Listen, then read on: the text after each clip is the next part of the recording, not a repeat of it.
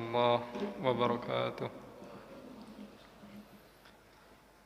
الحمد لله ولا حول ولا قوة إلا بالله. اللهم صل وسلم وبارك على نبينا محمد وعلى آله وأصحابه ومن تبعهم بإحسان ila yaumil qiyamah. Amma ba'd. Bapak Ibu jamaah salat Isya, tarawih dan witir, yang semoga kita semua senantiasa dalam limpahan karunia, rahmat dan nikmat dari Allah Subhanahu wa taala. Insyaallah pada kesempatan yang mulai ini kembali kita akan melanjutkan pembahasan tentang fikih Ramadan. Insyaallah tidak akan banyak yang kita bahas pada kesempatan yang mulai ini, sehingga sebelum kita masuk kepada pembahasan fikih Ramadan, terlebih dahulu kita ambil satu ayat yang dibaca oleh imam kita di rakaat yang kedua dari sholat tarawih. Surat apa kira-kira Pak tadi yang dibaca? Lupa. Saking husunya ya. Rakaat kedua tarawih yang dibaca oleh imam kita tadi surat apa? Al-Bayyinah. Itu di sholat Isya, rakaat pertama. Antum yang imam malah jawab. Apa jawabnya? Alam Nasrah. Alam Nasrah, Masya Allah. Ayat yang terakhir, sebelum terakhir. Fa'idha faragta fangsob. Masya Allah.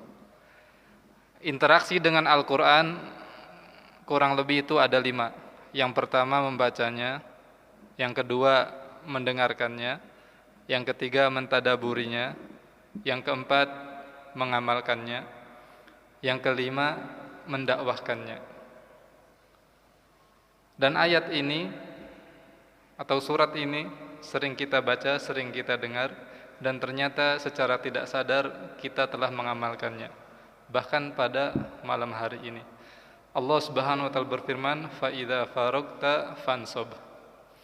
Apabila engkau menyelesaikan suatu urusan, maka kerjakanlah urusan yang lainnya. Ulama tafsir menafsirkan ayat ini, Masya Allah, indah sekali tafsirannya. Idza intahaita minal ibadah au anil ibadah fantakil ila ibadatin ukhra. Apabila engkau selesai melakukan aktivitas ibadah, maka susullah dengan aktivitas ibadah yang lainnya, supaya engkau hidup di dunia ini tidak pernah lepas daripada aktivitas ibadah kepada Allah Subhanahu wa taala. Masya Allah. Tadi kita sholat Isya, selesai sholat Isya, sunnah ba'diyah sambung tarawih, selesai tarawih sambung witir, selesai witir sambung majelis ilmu. Masya Allah. Aktivitas kita dari ibadah pindah ke ibadah yang lainnya secara tidak langsung, dan kita tidak sadar telah mengamalkan firman Allah, fa idza faragta fansob. Masya Allah. Apalagi selesai pengajian pulang ke rumah, ibadah lagi di rumah. Ibadah apa Pak?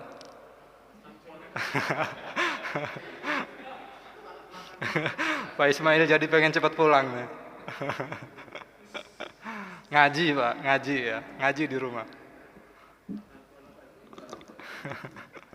Pak Ismail jadi pengen cepat pulang nih, pengen ibadah ya. Tapi halal ya, di bulan Ramadan halal bersama istri. Karena Allah berfirman, "Uhillat lakum lailatas siyami rafasu ila nisaikum hunna libasul lakum wa antum libasul lahun." Dihalalkan bagi kalian untuk berhubungan di malam Ramadan dengan istri kalian. Mereka adalah pakaian bagi kalian dan kalian adalah pakaian bagi mereka, yaitu istri. Nah, inilah hadirin rahmati Allah Subhanahu wa taala. Baik, selanjutnya kita masuk pembahasan tentang fikih Ramadan. Kita akan bahas seputar orang yang sudah lanjut usia, orang yang sudah tua, dan juga orang yang sedang sakit dan tidak ada harapan sembuh. Ini yang pertama. Allah Subhanahu wa taala berfirman, "Wa 'alal ladzina yutiqunahu fidyatun ta'amu miskin, faman tatawwa khairan fahuwa khairul lah." Al-Baqarah 184. Sahabat Nabi SAW Abdullah ibnu Abbas mengatakan bahwasanya ayat ini berkaitan dengan asy-syekh al-kabir wal mar'ah al-ajuz. Jadi kata Allah, dan orang-orang yang tidak kuasa untuk berpuasa, yang tidak memiliki kekuatan untuk berpuasa, maka bagi mereka cukup dengan membayar fidyah. Kata Ibnu Abbas, yang dimaksud ayat ini, orang yang tidak memiliki kekuatan adalah orang yang sudah tua renta, lanjut usia, yang memang sudah tidak sanggup lagi kalau menjalankan ibadah puasa. Dari pagi sampai sore tidak makan, dia tidak kuat sama sekali. Maka orang yang seperti ini masuk ke dalam firman Allah Subhanahu wa taala yang tadi kita bacakan. Jadi dia boleh tidak berpuasa, tapi konsekuensinya ya tidak dibiarkan begitu saja, tapi ada yang harus dibayar sebagai tebusan untuk puasa yang dia tinggalkan, yaitu apa? Membayar fidyah. Berapa bayar fidyahnya, Pak?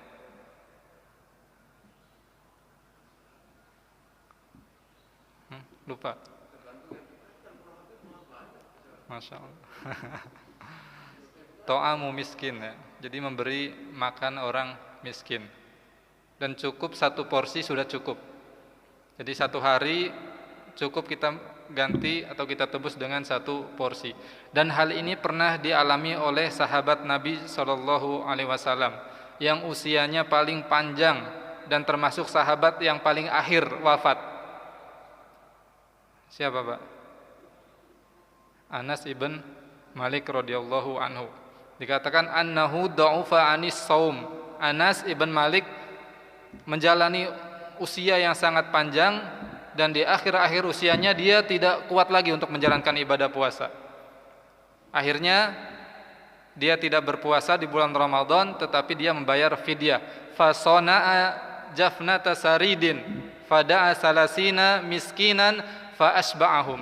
Masya Allah.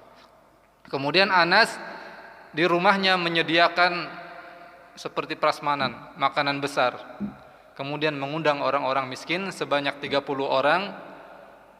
Kemudian Anas memberikan makan kepada mereka sampai mereka merasa kenyang. Itulah di antara contoh fidyah yang dilakukan oleh sahabat Nabi, yaitu Anas ibn Malik radhiyallahu anhu. Jadi dia membuat makanan dalam jumlah yang besar yang mencukupi 30 orang miskin sampai mereka merasa kenyang.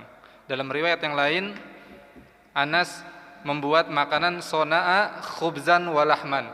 Jadi menyediakan roti dan disertai lauknya yaitu daging. Masya Allah. Orang Arab yang seperti itu ya. Makanannya roti sama daging. Kalau di Indonesia nasi sama tempe ya. Sama tempe udah mewah itu, Masya Allah. Sudah cukup kan.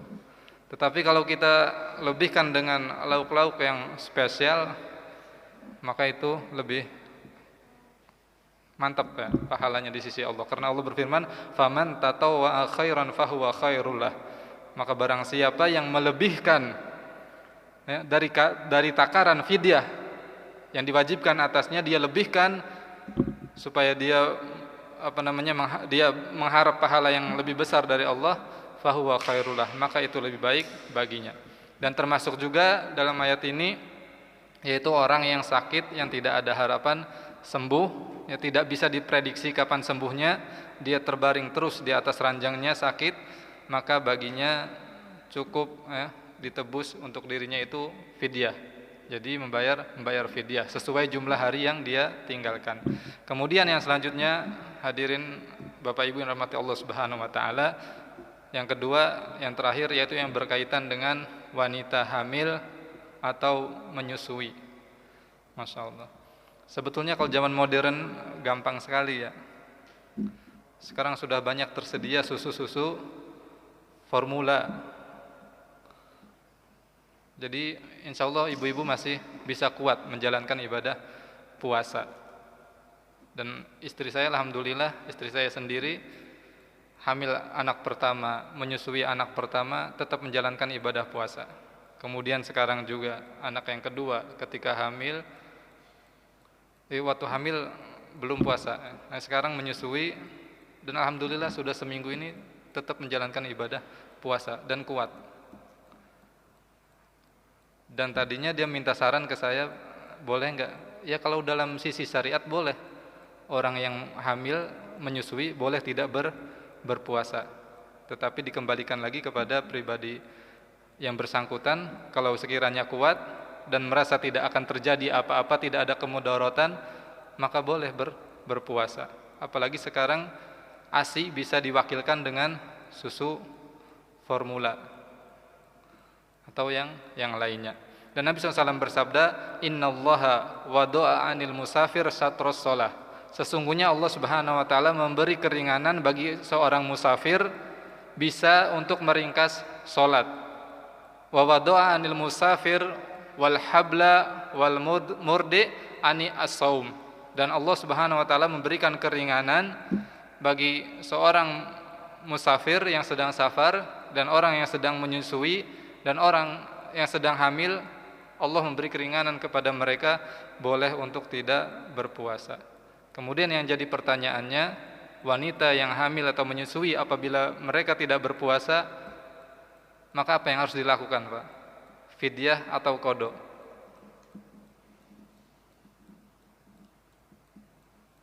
Loh, dulu bapak-bapak gimana?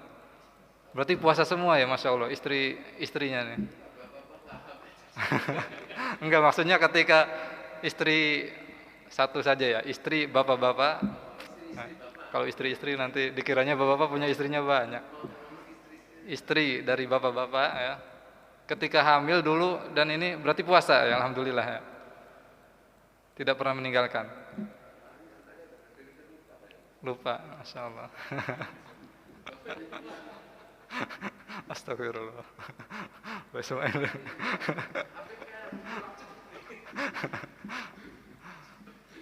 Ini memang banyak perbedaan di antara kalangan ulama ya. Bahkan Ibnu Katsir di dalam tafsirnya menyebutkan fafihi ikhtilafun kasirun bainal ulama. Pada masalah ini banyak perbedaan di antara ulama. Ada yang mengatakan cukup bayar fidyah saja, ada yang mengatakan cukup qada saja, ada yang mengatakan qada dan fidyah dua-duanya. Masya Allah.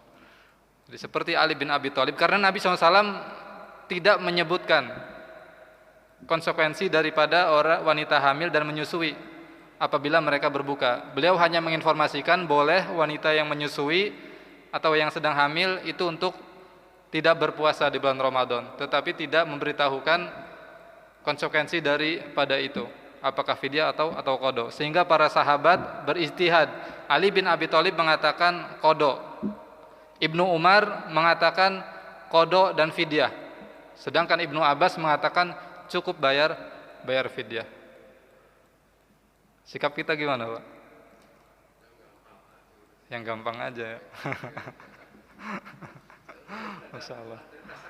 Jadi kesimpulannya saya kembalikan kepada Bapak Ibu sekalian ya. Karena saya sendiri ketika membahas atau mengkaji ini, kadang saya condongnya ke qada dan fidyah, kadang saya condongnya ke fidyah. Jadi saya kondisikan jawaban itu sesuai kondisi si wanitanya. Kalau si wanitanya ini dia orang yang mampu, terus dia ada waktu untuk mengqada, maka mengqada. Misalkan dia hanya hamil menyusui itu 2 tahun 9 bulan ya. 9 bulan hamil menyusui 2 tahun. Setelah itu ada jeda. Maka waktu jeda itu digunakan untuk qada. Dan kalau dia mampu untuk bayar fidyah juga. Mengamalkan perkataan siapa tadi, Pak? Ibnu Umar. Tetapi kalau misalkan dia wanita yang tidak pernah berhenti hamilnya, karena Masya Allah bapaknya luar biasa, perkasa. Jadi hampir tiap tahun hamil terus, jadi tidak pernah berhenti istri ini dari aktivitas hamil menyusui. Jadi tidak tahu kapan waktu harus mengqada, maka yang seperti ini cukup bayar fidyah. Masya Allah. Contohnya siapa di sini? Belum ada ya? Habib Ismail mau mencontohkan. Jadi kalau kasusnya seperti itu, misalkan istri kita cuma kalau ada jeda, misalkan tadi hamil selama 9 bulan, kemudian menyusui 2 tahun, maka selama itu dia hitung berapa puasa yang dia tinggalkan, maka dia qadha. Kalau dia mampu untuk mengqadha, kemudian ditambah dengan bayar fidyah. Mengambil perkataan Ibnu Umar. Kalau misalkan si wanita ini termasuk orang yang tidak pernah berhenti hamil menyusui dan tidak diketahui kapan berhentinya karena memang tipe rumah tangga yang pengen banyak anak misalkan, maka yang seperti ini cukup bayar fidyah bersandar kepada perkataan Ibnu Abbas. Inilah Bapak Ibu yang dirahmati Allah Subhanahu wa taala apa yang bisa disampaikan pada kesempatan yang mulia ini. Kurang lebihnya mohon maaf, mudah-mudahan apa yang disampaikan bermanfaat bagi kita dan juga bagi keluarga kita dan kita bisa sampaikan kembali kepada orang-orang terdekat kita. Kita tutup dengan doa kafaratul majlis. Subhanakallah bihamdik asyhadu an la ilaha illa anta astaghfiruka wa atubu ilaik. Walhamdulillahirabbil alamin. Assalamualaikum warahmatullahi wabarakatuh.